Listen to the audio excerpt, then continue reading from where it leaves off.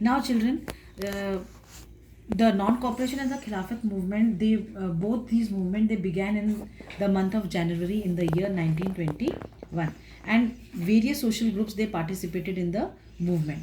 Now, the social groups that participated, they had separate ideas about Swaraj. However, all of them responded to the call of Swaraj. Now, the main motive was to get Swaraj to have self rule. Now, we will start with the movement in towns. Gandhiji, along with Ali brothers, undertook a nationwide tour during which he addressed hundreds of meetings and met large number of political workers. In the first month itself, thousands of students they left schools and colleges, headmasters and teachers they resigned from their posts. The lawyers like C.R. Das, Motilal Nehru, Vallabhbhai Patel, they gave up all the practices that they were undertaking. The council of elections were boycotted in most of the states except for Madras. Now, Madras was, where the Justice Party, the party of non-Brahmins, they felt that entering the council was one way of getting some power. That is why they did not boycott the elections.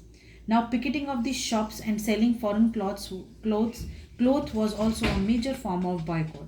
The value of imports of foreign cloth fell from 102 crore rupees in 1920-21 to rupees 57 crores in 1920-21-22. The liquor shops were picketed.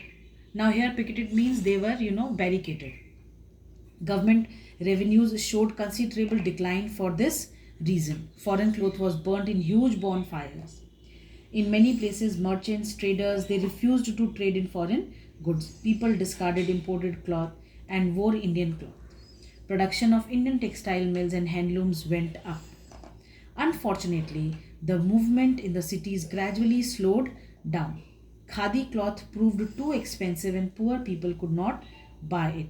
Hence, the use of khadi soon declined. See, Gandhiji, when this non-cooperation movement was initiated, Gandhiji emphasized on use of khadi, because khadi was something that was produced by the Indians, and the khadi also was the symbol of self dependence. Now there were no alternatives to the Indian educational institutions. Students again they joined the government schools and colleges. Teachers also resumed their duties. The lawyers also joined their work. Now, children, you must be wondering that why all these things happened. See, though the movement started, but then nobody thought on the other side of the movement. Though the people who were behind, who were part of the movement, they wanted to support Gandhiji, but then nobody thought of having an alternative for the ones who are leaving their jobs, the ones who are leaving their schools, how they are to be compensated. Now for several months these people they did not go to school.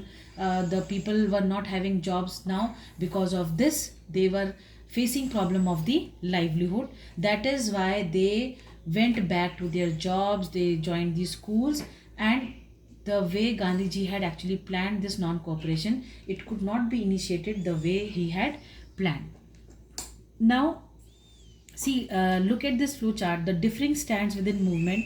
See, we will be talking about movement in the towns, rebellion in the countryside, and the Swaraj in plantations. Now, just now we have read about the movement in town.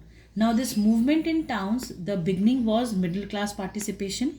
That the school, colleges, courts were boycotted, boycott of foreign cloth, picketing of the liquor shops, and the harm which harmed the colonial economy. But then slowly, it slowed down in the towns because khadi was expensive, which poor people could not afford.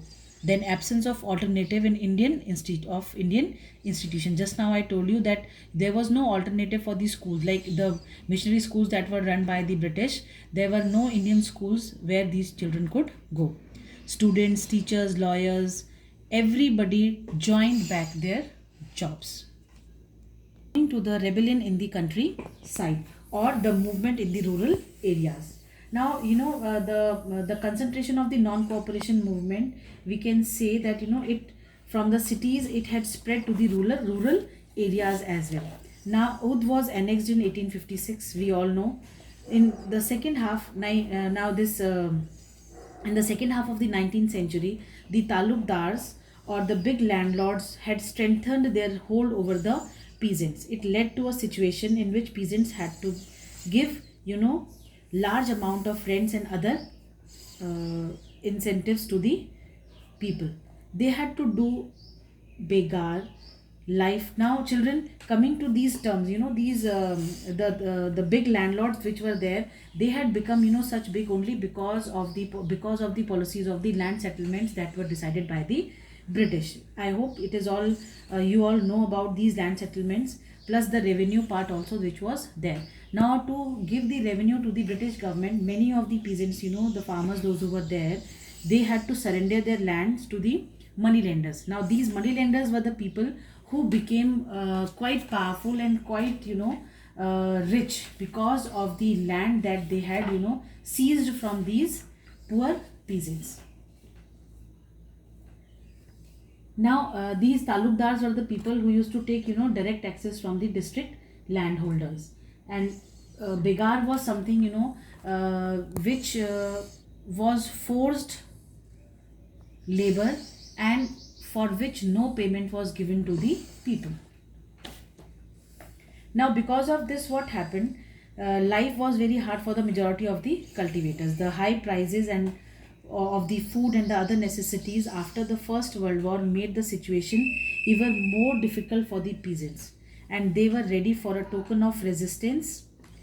The tenants had no security of tenure. They were regularly evicted so that they could not acquire right over the leased land. Now these people, they were not allowed to cultivate the land in continuation. They had to, do away with the land that they were tilling, so that, for longer duration, if they are doing it, they can, claim charges, that they can claim that this land belongs to them. So just to avoid these kind of, problems, these people, they kept on evicting them from their lands.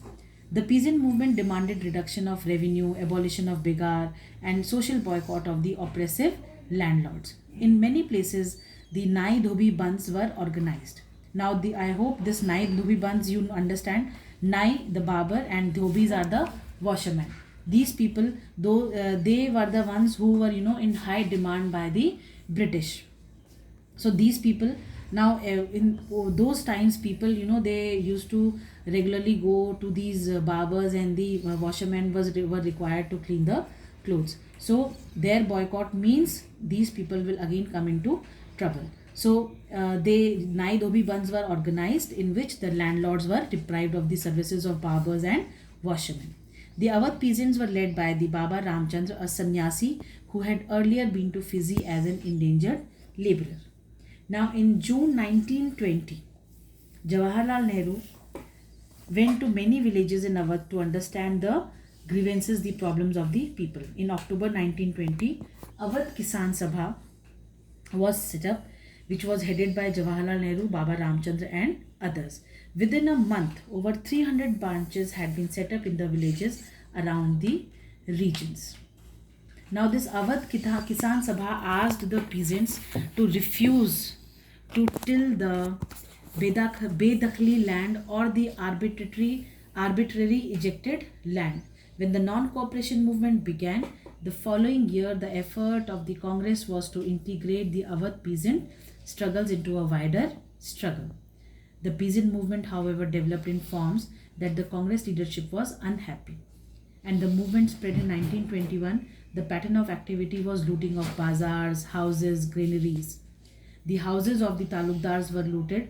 In many places, local leaders told the peasants that Gandhiji had declared that no taxes had to be paid and land was to be redistributed among the poor. And the name of Gandhiji was evoked to sanction all actions. Now, whatever people wanted to do, they used to take the name of Gandhiji, and in the name of Gandhiji, they were doing all these things. The government had little difficulty in suppressing these acts of violence. Crowds were fired upon and dispersed. Leaders and activists were arrested. The movement was over by the end of January, except for a few incidents in February and March. Now coming to this flowchart, rebellion in countryside, peasants. It was led by Baba Ramchandra, movement against the landlords and the talukdars.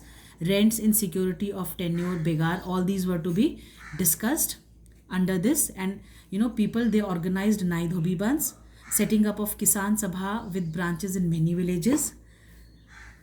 Now children, coming to the next part of the rebellion in the countryside.